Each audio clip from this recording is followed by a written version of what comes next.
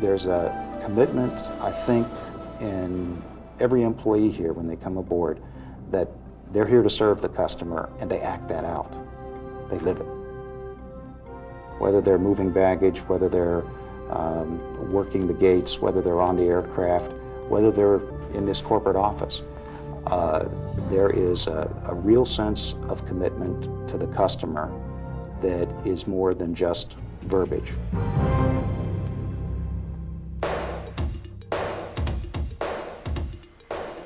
We're a small airline. We run very lean. We're competing against big players in this game. So we have to be a little bit faster, a little bit smarter, a little bit more innovative to be able to compete. We have to react, and we have less time. We have to be very tactical in the way that we approach things. The business of doing more with less is a necessity. We're always trying to look for ways to do it better, ways to do it faster so that it saves everybody in the long run. Working smarter is part of doing more with less.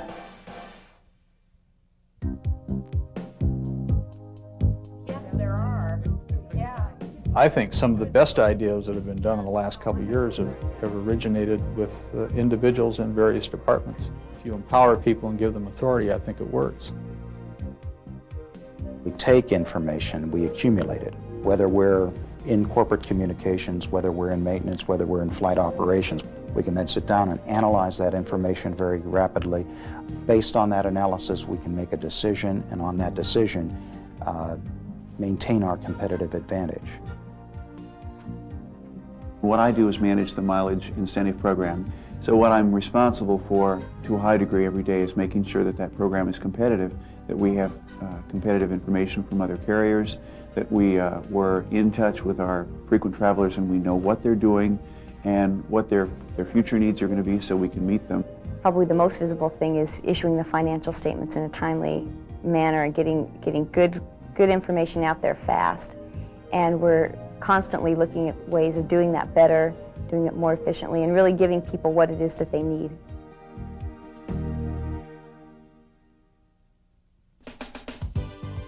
When you have a company who's got locations as far north in Alaska and all the way down to Mexico, that we've got some method of communicating quickly and efficiently that's common.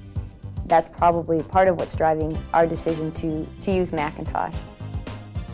I feel like we have a tremendous competitive advantage using the Mac. It's put the corporate sales staff in touch with the field sales staff so that we are all in sync with how we're planning to serve the customer, what our targets are, what our goals are.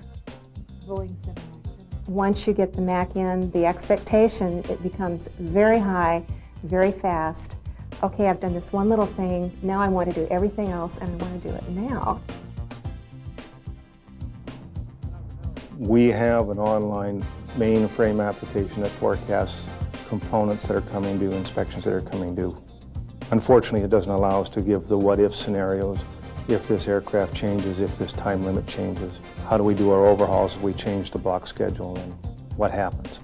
That information we want to download to the Mac and be able to do that type of forecasting and what-if scenario. An individual can sit down at a Mac today and they can get into the mainframe, they can get into the reservations network, they can exchange documents with their peers, files, other things. We can move it across multiple platforms and do so relatively gracefully. Well, we have well over 1 million members. You can imagine the degree of flight activity every day. So we sample that information, we pull it out of the mainframe, we can put it into the Macintosh, put it into a program, and do just a sort of snapshot look at what our activity is going to be. Or we can use it to analyze the large audience. The Macintosh computers, I think, really helped us in 3 ways. One is it's made us more efficient.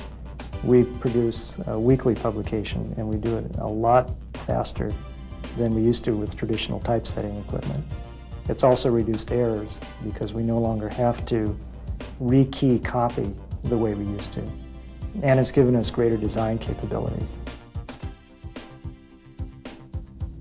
As an instructor, we teach the aircraft systems and the procedures to the pilots. And it's our job to make sure that they understand the systems and also how to apply all the procedures that go along with it. So what we're trying to do is really put the student back in the cockpit. And we ended up matching exactly how the airplane worked, all the fuel lines, everything was in there, and could see exactly what the student needed. Well, that's what we're counting on, is the fact that we will be able to turn out a more proficient pilot in hopefully less time.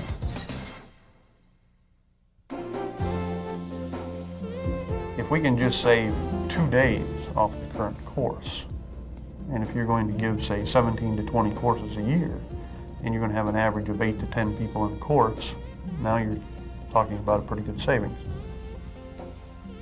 These people have real jobs. They don't want to turn into techies. They want to be able to just go and do their work.